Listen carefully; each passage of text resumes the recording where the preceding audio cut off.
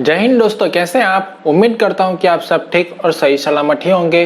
तो दोस्तों, इस वीडियो में मनी लॉन्ड्रिंग क्या होता है उसके बारे में जानकारी बताने वाला हूं। तो आपका स्वागत करता हूं एनजी इन्फो चैनल में, जहां आपको हर तरह की नई नई जानकारियां जानने को मिलेगी।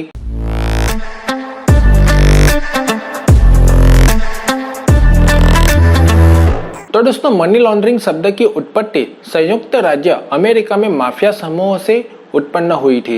माफिया समूहों ने जबरन वसूली, जुआ इत्यादि से भारी मात्रा में कमाई की और इस पैसे को वैध स्रोत के रूप में दिखाया। ज्ञातव्य है कि संयुक्त राज्य अमेरिका में लगभग 1980 के दशक में मनी लॉन्ड्रिंग एक चिंता का मामला बन गया था। मनी लॉन्ड्रिंग नामक शब्द ने भारत में राजनीतिक कोहराम मचाया हुआ है। भारत में मनी लॉन्ड्रिंग को लोकप्रिय रूप में हवाला लेन देन के रूप में जाना जाता है।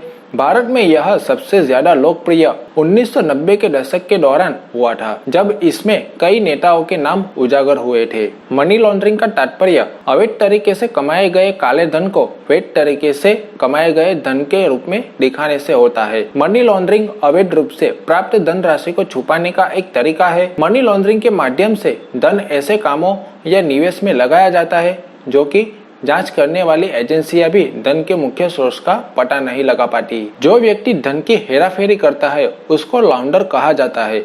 मनी लॉन्ड्रिंग में अवैध माध्यम से कमाया गया काला धन सफेद होकर अपने असली मालिक के पास वैध मुद्रा के रूप में लौट आता है।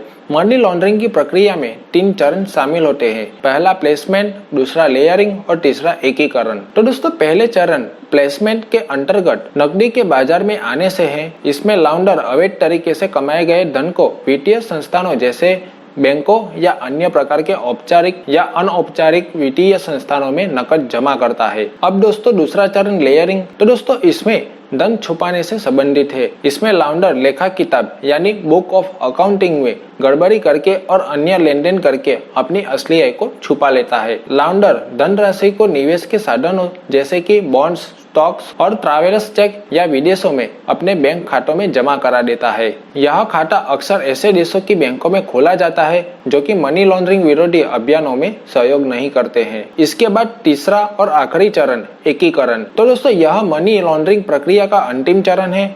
इस प्रक्रिया के माध्यम से बाहर भेजा हुआ पैसा या देश में खपाया गया पैसा वापस लॉन्डर के पास वैध धन के रूप में आ जाता है। ऐसा धन अक्सर किसी कंपनी में निवेश, अचल संपत्ति खरीदने या लग्जरी सामान खरीदने आदि के माध्यम से वापस आता है।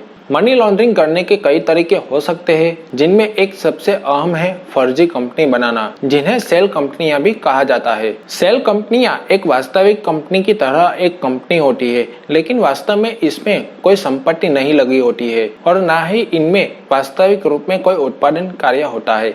दरअसल ये सेल कंपनियां केवल कागजों पर ही अस्तित्व में होती है, वास्तविक दुनिया में नहीं। हालांकि लॉन्डर इस कंपनियों की बैलेंस शीट में बड़े बड़े लेन देनों को दिखाता है, कंपनी के नाम पर लोन लेता है, सरकार से टैक्स में छूट लेता है, आयकर रिटर्न नहीं भरता है और इन सब फर्जी कामों के माध्यम से वह बहुत सा काला धन जमा कर लेता है। यदि कोई थर्ड पार्टी वित्तीय अभिलेखों की जांच करना चाहती है तो तीसरे पक्ष को धन के स्रोत और स्थान के रूप में जांच को भ्रमित करने के लिए झूठे दस्तावेजों को दिखाया जाता है। मनी लॉन्ड्रिंग के अन्य तरीकों में शामिल किसी बड़े मकान, दुकान या मॉल को खरीदना, लेकिन कागजों पर उनकी कीमत कम दिखाना, जबकि उन खरीदी गई संपत्ति की वास्तविक बाजार कीमत कहीं अधिक होती है। ऐसा इसलिए किया जाता है कि कीमत कम देनी पड़े। इस प्रकार कर चोरी के माध्यम से भी काला धन जुटाया जाता है। एक अन्य तरीके से मनी लॉन्ड्रिंग तब होता है जब लॉन्डर किसी माध्यम से अपना धन ऐसे देशों के बैंक में जमा कर देता है जहां उनके खाते की जांच का अधिकार किसी अन्य देश की सरकार को नहीं होता है। इसका सबसे बड़ा उदाहरण स्विट्जरलैंड है, जहां पर बड़ी संख्या में भारतीयों का काला धन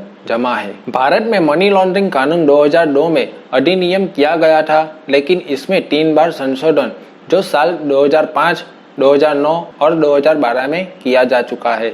2012 के आखिरी संशोधन को 3 जनवरी में राष्ट्रपति के अनुमति मिली थी और यह कानून 15 फरवरी से लागू हो गया है। अधिनियम अपराधों की सूची में धन को छुपाना, अधिग्रहण, कब्जा और धन का क्रिमिनल कामों में उपयोग इत्यादि को शामिल किया है। 2002 में आरबीआई, सेबी और बीमा विनियामक और विकास प्राधिकरण को पीएमएलए के तहत लाया गया है और इसलिए इस अधिनियम के प्रावधान सभी वित्तीय संस्थानों बैंकों, म्यूचुअल फंडों, बीमा कंपनियों और उनके वित्तीय मध्यस्थों पर लागू होते हैं। तो दोस्तों, इतना जानने के बाद मनी लॉन्ड्रिंग की प्रक्रिया काफी जटिल और चालाकी भरी है, जिसको रोकने के लिए सरकार को ज्यादा से ज्यादा इलेक्ट्रॉनिक माध्यम से भुगतान के लिए इंफ्रास्ट्रक्चर का विकास करना चाहिए। तो दोस्तों, अब आप समझ ही गए होंगे कि मनी लॉन्ड्रिंग क्या होता है। तो दोस्तों, इस वीडियो को आखिर तक देखने के बाद आपके मन में कोई भी प्रश्न या कंफ्यूजन हो रहा है तो आप मुझे कमेंट बॉक्स में लिखकर जरूर शेयर कर सकते हैं। मैं आपके प्रश्न का उचित उत्तर आप तक जरूर पहुंचाने की कोशिश करूंगा। तो दोस्तों, उम्मीद करता हूं कि यह जानकारी आपको पसंद आई होगी। तो दोस्तों, यह जानकारी आपको पसंद आई है तो इस वीडियो को लाइक जरूर कीजिएगा और अपने दोस्तों के साथ भी यह माहिती शेयर कीजिएगा। अगर आप इस चैनल पर पहली बार आए हैं तो इस एनजी इन्फो चैनल को सब्सक्राइब करके नोटिफिकेशन बेल को प्रेस करके ऑन कर लीजिएगा, ताकि नई जानकारी के साथ नई वीडियो आने पर आपको तुरंत नोटिफिकेशन के जरिए नई जानकारी प्राप्त हो सके। आपको जय हिंद, जय भारत, आपका धन्यवाद।